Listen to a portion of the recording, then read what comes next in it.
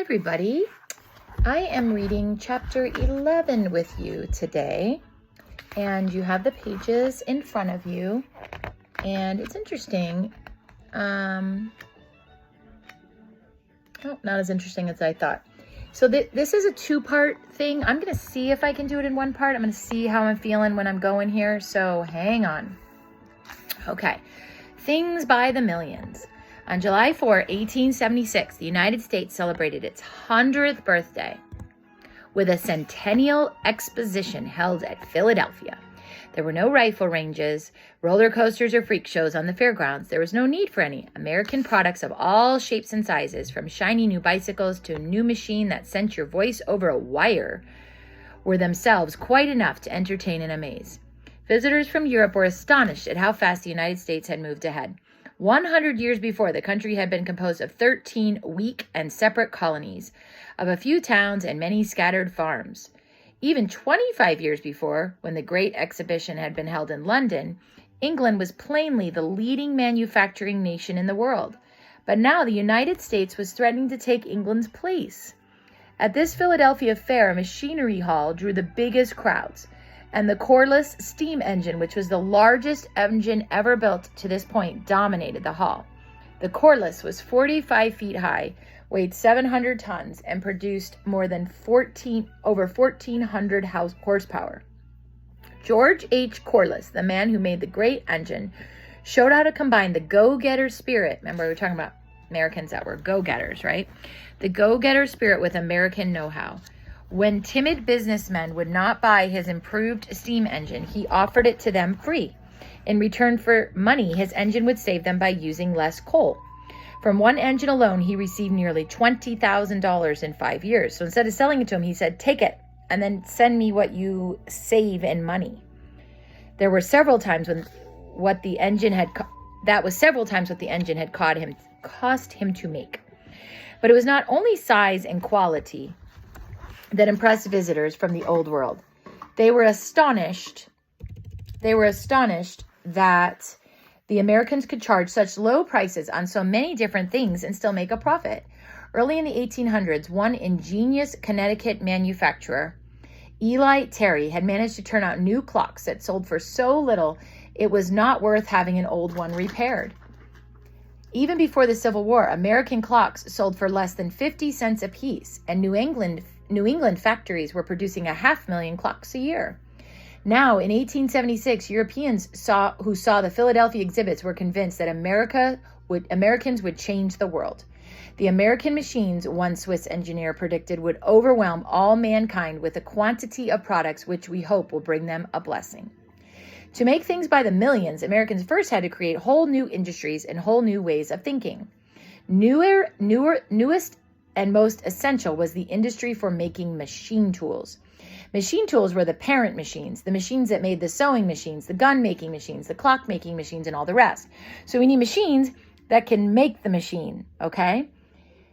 Since all these machines, okay, and down here we have some micrometer caliper that could measure to the thousandths of an inch, it was possible to manufacture precise, standard-size parts.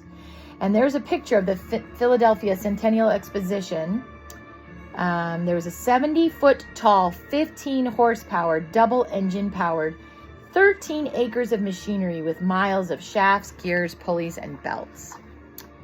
So we're now changing pages. We're turning to page 72. Since all of these machines themselves were made of metal, machine tools were mostly metal cutting tools. In the early 1800s, a number of clever British machinists perfected the art of metal cutting.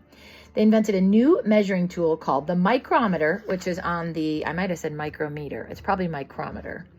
My brain's not all there today. I'm sorry, folks. Micrometer, from the Greek meter for measure and micro for small, which could measure thousandths of an inch. The Englishmen had a head start, but England was an old country, and many craftsmen were skilled at making things the old way. In America, there were fewer skilled craftsmen and fewer craft traditions, so workers in the United States were more willing to try new ways. Soon after the Civil War, ingenious Americans were making and improving their own machine tools. One of the most remarkable of the American machine tool makers was William Sellers of Philadelphia. By the time of the Centennial Exposition, his work was already famous. He had invented machines that could measure and cut metal at the same time. These were essential for making standard size screws. And now, screws were more important than anyone could imagine before. Metal screws held the millions of metal parts of the new machines together. In the old days, nobody could make one screw exactly like another. Oh, isn't that something, right? Hold on one second. Hey guys, John, could you turn that down? Sorry, they were playing something out there. It was really loud. They had to make each screw individually to go into each particular hole in each particular machine. And if you took the machine apart, you had to label each screw so you could put it back in the same place. This guy here is holding a broadcast sower for scattering seeds. And we have something like that on our farm that scatters seeds around. As manufacturers made more and more things held together by screws, someone had to find a way to replace the old methods. What good was it to make guns or clocks with standard-sized parts unless you could hold them together with standard-sized screws? In his System of Screw Threads and Knots, William Sellers offered his own standard designs for the tiny grooves. After that, if you said your machine used a Sellers number 6 screw, then everybody knew exactly what you meant. The United States government officially adopted Sellers' system in 1868. Before the end of the century, an international congress in Switzerland made it the standard for Europe too. Sellers was also interested in the appearance of the large new machines. Manufacturers had decorated earlier machines like fancy furniture. They painted the machines red, green, and purple and prettied them up with iron beads and carvings. To Sellers, this made no sense. A machine, Sellers said, ought to look like a machine. He began painting his machines machine gray, not for decoration, but to prevent rusting and to make cleaning easier. He took off the gimcracks. Now you see the little 2 there. That tells you that if you look down and you're reading, you're going to find something about that. So a gimcrack is pronounced gimcrack. Huh, I didn't know that. A gimcrack. Gimcracks are showy objects of little or no practical use, such as trinkets, baubles, and gewgaws. I've never even heard of the word gewgaw. He took off all the gimcracks and set the modern machine style that lasted into the 20th century. While Sellers was pioneering in new shapes and colors, other Americans were inventing a whole new way of thinking about factories. In the old days, the individual craftsman would simply do things the way everyone had always done them. This was what they called the rule of thumb. We use that phrase still today. You did the job in a rough, practical way using your thumb instead of a precise measure. So, kind of like, that looks good, rule of thumb. But the new American factory could not run that way. If the old gunsmith was crude or inefficient, it meant simply that he made less money or that people stopped buying guns from him. But in a factory where thousands of men worked elbow to elbow, everyone suffered if one man blundered. If your work was not precise, your mistakes would appear all over the country in the thousands of misshapen parts that came off your machine. Now there was need for a new science, a science of avoiding waste. Efficiency was another name for it.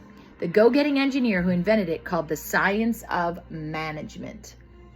The efficiency pioneer was Frederick W. Taylor, who was born in Philadelphia in 1856. His mother was a passionate abolitionist against slavery, who was determined to liberate men from slavery. Taylor hoped to liberate men from waste. He was astonished that people who worried about conserving forests, water power, soil, and minerals paid so little attention to conserving human effort.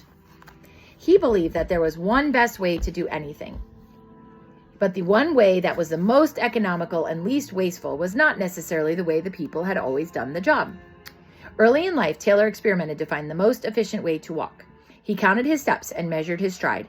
Then he figured out the best way to walk at different times and to different places. He did not drink alcoholic beverages, tea, or coffee, and he did not smoke. He said these wasted human energy. Taylor loved sports and thought they were important in education, not so much because they were fun as because they helped to give a man endurance for his productive work. He designed his own tennis racket with a curved handle that made it look like a spoon. People laughed at him until 1881 when Taylor and his partner, with Taylor using his spoon handle racket, won the United States Doubles Championship. The Bethlehem Iron Company hired Taylor to make their enormous plant more efficient. Every year, men shoveled millions of tons of coal and iron ore into furnaces. Paying them to shovel was one of the largest expenses of making iron. Each man brought his own shovel and shoveled any way he wanted. But isn't it possible, Taylor asked, that there might actually be the best way to shovel? Taylor and his crew went into the factory and wrote down exactly what the men were already doing. Each worker was using his one favorite shovel, no matter what kind of coal he was shoveling. A shovelful of the extremely light rice coal weighed only 3.5 pounds, but a shovelful of the heavy iron ore weighed 38 pounds. Now, Taylor asked, is 3.5 pounds the proper shovel load, or is 38 pounds the proper shovel load? They cannot both be right. Under scientific management, the answer to the question is not a matter of anyone's opinion. It is a question for accurate, careful, scientific investigation. That's very interesting. Taylor counted the number of shovelfuls of the heavy ore that one man handled in his day. He found that with 38 pounds of ore in each shovel load, a man in one day handled about 25 tons. Then Taylor cut off part of the metal scoop on the man's shovel so it would only hold 34 pounds. He discovered that that same man now managed to shovel more in the same length of time. Now the worker handled 30 tons. Yet the worker was less tired. Day after day, Taylor kept cutting off a little bit of the shovel. He found that when the shovel carried 22 pounds in each load, the man moved the most ore in one day. Isn't that interesting?